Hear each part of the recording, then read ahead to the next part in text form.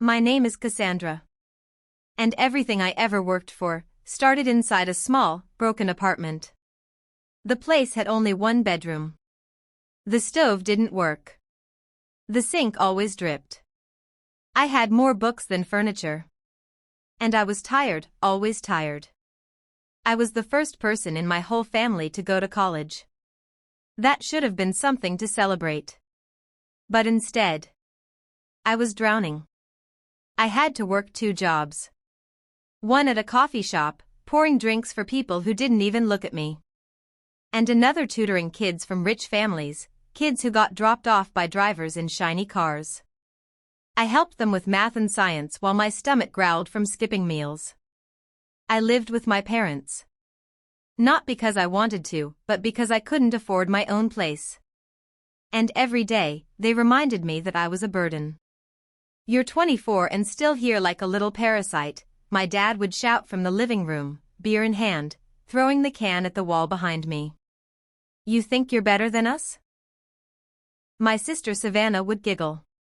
"Don't worry, Daddy," she'd say in a fake baby voice. "When Cassandra fails that essay thing, maybe she'll finally clean toilets like the rest of us." Savannah had dropped out of high school, twice. She had a baby at 17. And every time she made a mistake, my parents clapped like it was a prize. They gave her a car. I got a bus pass. She had a baby shower. I got told I was selfish for not having kids yet. And now? I was just 3 days away from turning in my final thesis, the biggest paper of my life. I was about to graduate at the top of my class in biomedical engineering. But the closer I got, the more they hated me for it. I protected my laptop like it was gold. It had 5 years of work on it, notes, designs, late-night ideas, everything. My thesis was a project to help people in poor areas walk again, people who couldn't get surgery. My teacher said it could save lives. But none of that mattered to my family. One night, Dad came into the kitchen, leaned on the counter, and looked at me like I was trash. "You think you're better than us, walking around with your big words and fancy ideas," he growled. He moved toward my laptop. "No," I said, stepping in front of it. "Please. I'm almost done." But he shoved me so hard I hit the cabinet. Savannah stood in the doorway and laughed. "Maybe she should use a notebook like the old days," she said. "Trash like her doesn't need tech." My heart hurt. But I didn't cry. I picked up my laptop and whispered to myself, just 3 more days. Hold on. The next night, I came home from work. I was so tired. My back hurt. My feet were sore. I just wanted to finish. But the house was dark. Too quiet.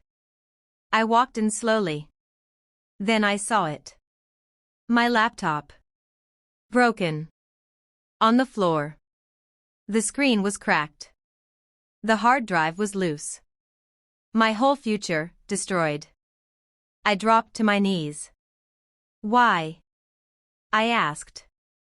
My dad looked down at me and smiled like it was funny. "Because you got cocky," he said. "You thought you could fly above us. But we keep our own on the ground." Savannah laughed. "Oops. Should have saved it to the cloud, genius." I didn't scream. I didn't yell. I just sat there. Silent. My own breath shaking in my chest. I had 2 choices, break completely, or build something new. So I stood up. My legs were shaking.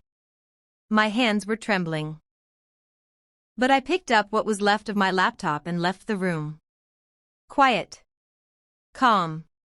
That silence scared them more than any scream. The next morning, I left the house without a word. Not because I was scared, but because I needed peace to plan. They thought I'd cry to my teacher. Or give up.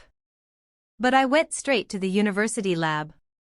My fingers were bruised from digging through my broken laptop, but I had saved some parts of my project in the school system. Not everything, but enough. My teacher, Dr. Felix, saw the bruise on my face and gasped. Cassandra, what happened? I just need lab access, I said. I'm rebuilding my thesis. You only have 72 hours, she said. That's more than enough, I lied. For 2 days, I didn't sleep. I stayed in that lab. I worked from memory. I built and rebuilt. I improved every part. I didn't just fix my work, I made it better.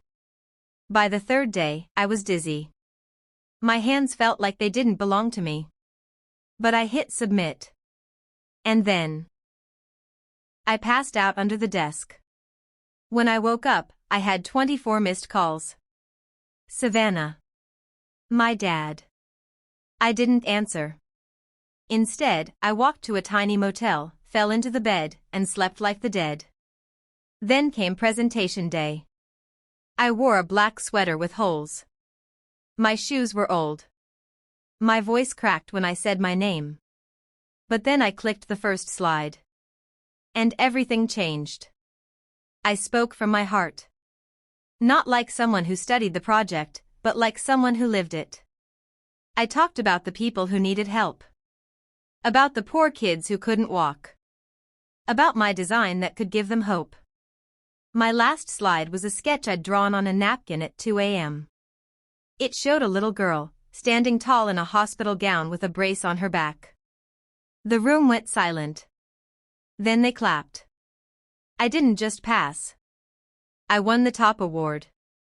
My name was added to a special research list. I got offers. Real offers. But I didn't go home. Not for 3 days. When I did, Savannah was waiting. You made me look like a joke, she shouted.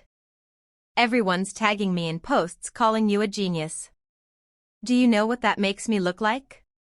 Unemployed, I said. She lunged at me. Touch me, I said quietly, and I'll get you arrested. That stopped her. Then Dad stormed in. Where have you been? Winning, I replied. He rolled his eyes. You still live here. You still eat our food. I handed him an envelope. He opened it. A check. $10,000. What is this? Back rent, I said. For the last 2 years. I did the math. Food. Water. Everything. He looked at me like I'd spoken a different language. Now, I added, you'll never say I owe you anything again. I turned to leave. My mom peeked out from the hallway. Silent as always. She watched me get hurt and said nothing. Every time. I got a job, I said. 6 figures. Medical design. Where? Savannah asked. Across the country. Then I walked out. 3 weeks later, I sent them a package. It was small. Brown. On it, I wrote in big black letters, from your leech. Inside was my first published paper. My design was now getting research money. On top of it was a note. You smashed my future. So I built another. They never responded. Of course they didn't. People like that, who crush others with silence, never know what to do when you rise. 6 months passed. One morning, I was sipping coffee in my new apartment. It had big windows, sunlight, and peace. My phone rang. Unknown number. I didn't answer. Then a voicemail came. It was Savannah. Her voice sounded scared. Cassandra. Dad lost his job. Mom's sick. Really sick. We need you. Please call me back. I deleted the message. A week later, I got an email from my old high school. They were hosting a Girls in Science Day. They wanted me to speak. I almost said no.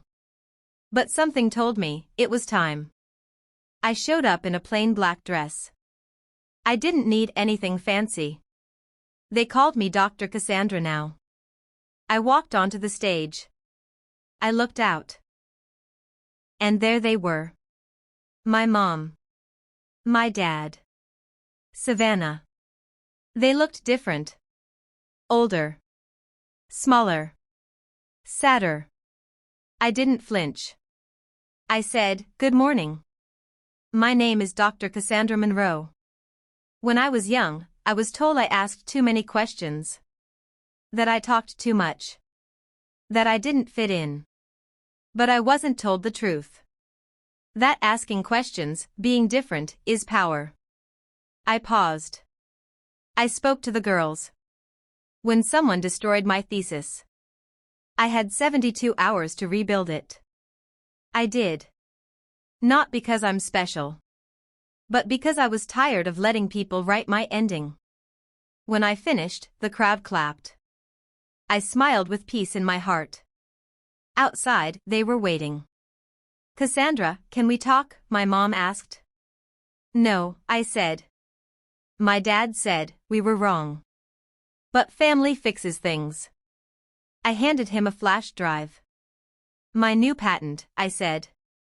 "It goes into production next year." He looked shocked. Savannah whispered, "I'm sorry.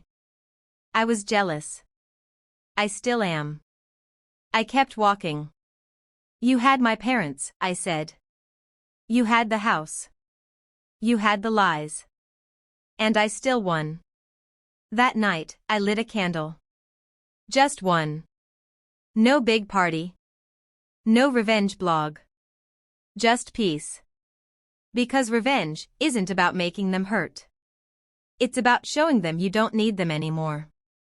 It's about knowing you rebuilt yourself, stronger. I used to be their leech. Now, I'm the cure. Please like and subscribe for more videos. Also comment where you're watching from.